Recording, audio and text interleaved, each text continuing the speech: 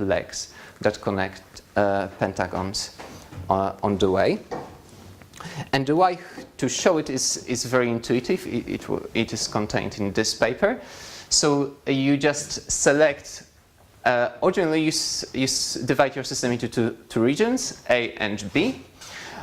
You select the minimal distance, the shortest path inside the bulk.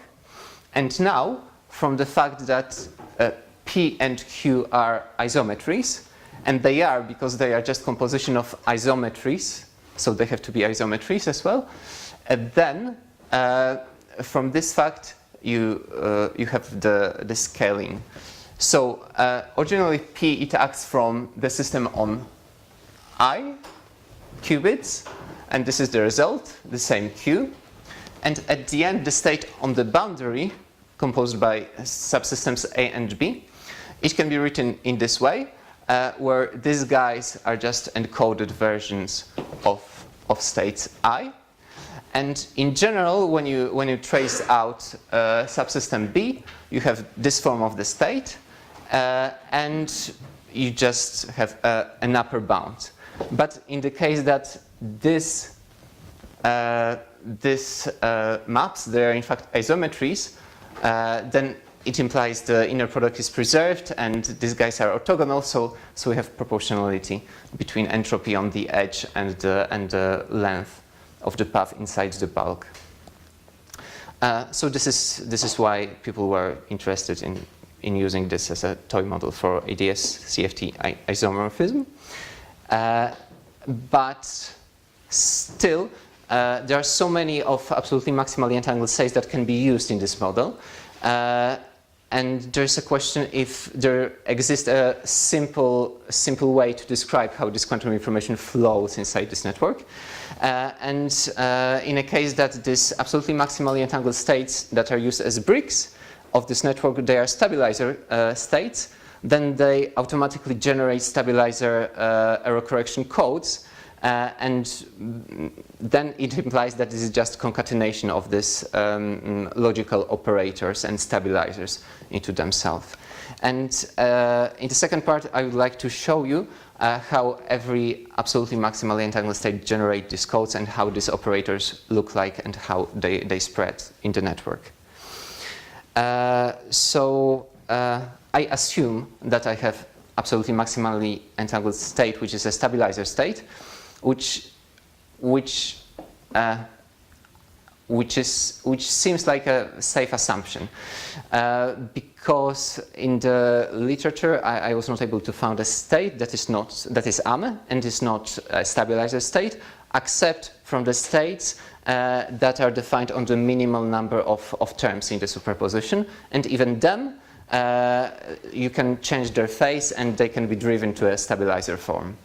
So it has a potential, this approach of being universal.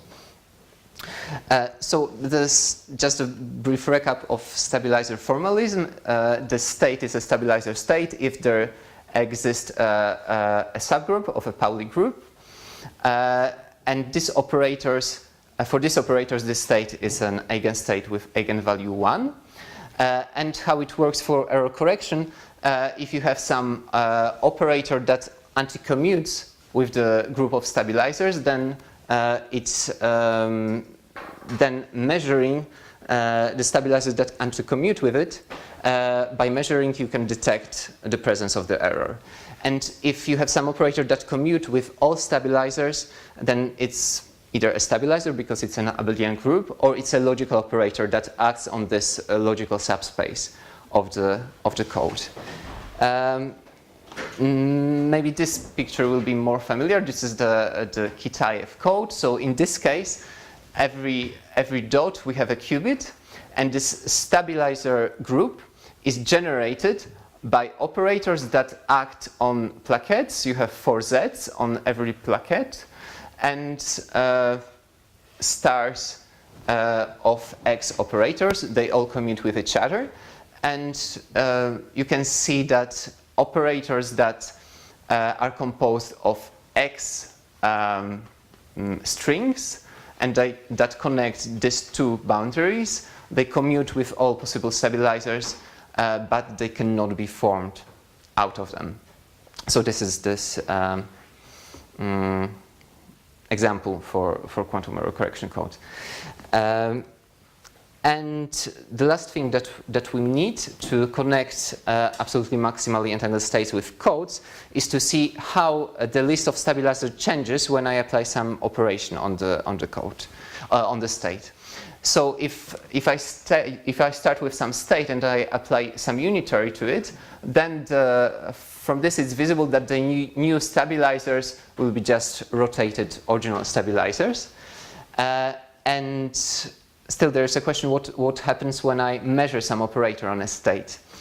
So if I measure an operator that can be expressed as a product of generators, for example, I start with a state that is stabilized by stabilizer group generated by Z on the first qubit and minus Z2 and minus Z on the second qubit. And if I decide to measure this operator, then as it is a product of operators that stabilize the state, then of course nothing changes. If I decide to measure an operator that commutes with all stabilizers but cannot be formed out of them, then I just append this operator to the list of generators of the stabilizer with the sign depending on the outcome of the measurement. And the last case is when I decide to measure something that does not commute with some of the generators of the stabilizer group, and then you just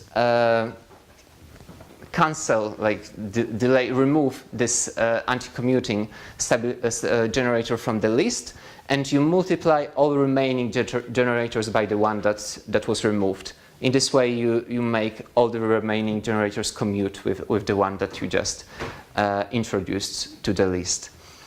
And this will be enough to see what happens with AME states and the relation to codes. So this is one example of a 6-qubit absolutely maximally entangled state. Here you have 5 qubits, and here is the sixth one. Soon it will be clear why I decided to put it aside. And also one can check that this is the list of generators of the stabilizer group of this state. So when you choose an operator from here, you apply it to the state, you obtain the same state. And now imagine what happens when you add some qubits in an arbitrary state. So this is the list of stabilizers of the extended system to the 7th qubit.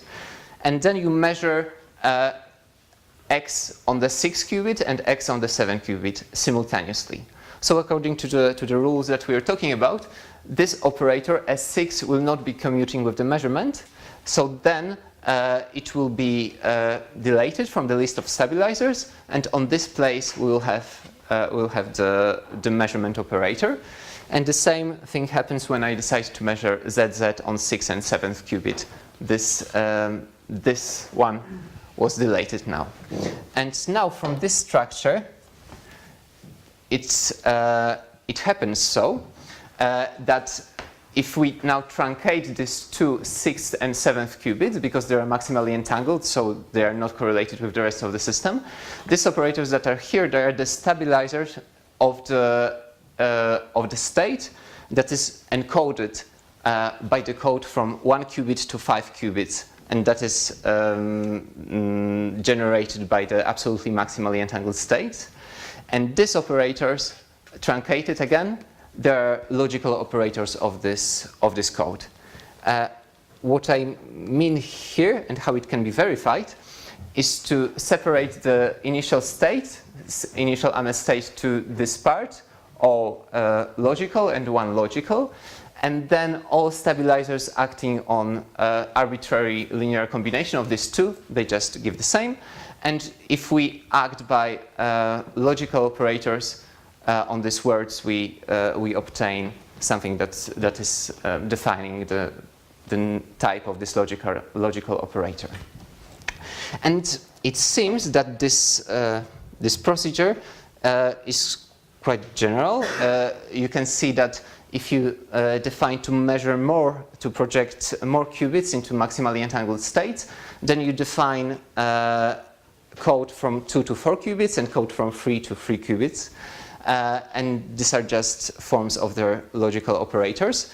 And that was just an example, one AME state, but it can be shown that it works for arbitrary AME state that is a stabilizer state. And this is the proof. So if we assume that we start with a stabilizer state, then it can be always transformed to a graph form by local Clifford operations. And all graph states, they have generators of the following form. They have X operator on some selected qubit, and then it is possible that there are also Z operators on other qubits. So also, if we demand that the graph state is absolutely maximally entangled, then based on theorem from this paper, we know that if we decide to remove up to half of the rows of the agency matrix of the state, then the remaining columns will be linearly independent. And this is the tool for the proof. And the proof is a picture proof. So this is a list. Imagine this is a list of generators of a stabilizer state, and this already has this graph form. So we have each row is a different generator, and in columns I have different qubits. So I have X's here on the diagonal, and it's possible that there are some Z's spread around. And now I select some subset K that is smaller than half of the number of qubits. And now I use this theorem that if I remove up to half number of rows, the remaining columns in this table will be linearly independent. But as these three columns, these K columns at the end, they were containing only Z operators, then by Gaussian elimination, I know that I'll be able to obtain this form in the last column. I'm just multiplying stabilizers by themselves, and by the fact that this algebra is a finite field, I can always get this form with identities in the upper triangle as well. And now I can use these stabilizers. I can multiply these guys by these stabilizers to eradicate Z operators from this part. And here I am with the general structure of quantum error correction code. So initially it was just a list of generators of stabilizers, so all of the rows were commuting with each other because they were stabilizers. Now I know that each of the truncated operators, so I remove completely these qubits and I'm left only with these qubits. I know that whatever row I would select, it would commute with another row in the green region. And this is because there are identities here, so it doesn't matter. Also, each row that is constructed from yellow region, it has a pair with which it anti-commutes in the blue region, because initially they were all commuting, and now we are deleting this one qubit that was forcing them to commute. And also, again, from the absolutely maximally entangled state property, we know that if we truncate up to half number of columns, then the remaining rows will be linearly independent. So the structure of error correction code is here. And how it can be used in the networks. This is one step of the constructing of the network. We start with two AME state, 1 and 2. They are both defined by some stabilizers, here and here. This is N1 part, and this is N2 part. So N1, these qubits, and N2 there, these qubits. And then we already know that in 2, state in 2 has this structure that it's Z and X, and here are its associated logical operators if someone wanted to treat it as a code.